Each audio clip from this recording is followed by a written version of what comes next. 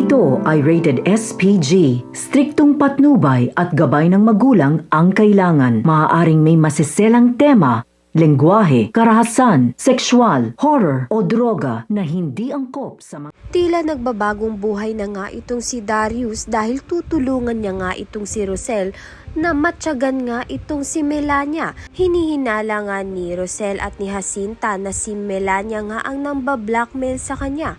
Kaya naman nga para bigay tulong na nga lang nito ni Darius ay mamatyagan niya nga itong si Melania at doon matutuklasan nga niya na nagbigay nga ng malaking halagang pera ito ngang si Tali dito nga kay Melania at alam nga nito ni Darius na galing itong nakaw.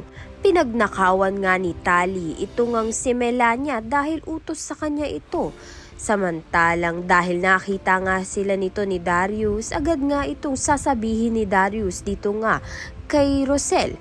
Sa kabilang banda naman nga, nagiging mas close na nga itong si Belle at si Tyrone na tila ba'y nagkokonekta na nga ang mga dugo nila. At hindi pa nga rin sinasabi ni Belle ang katotohanan kay Tyrone na siya nga ang hinahanap na anak ni Rosel.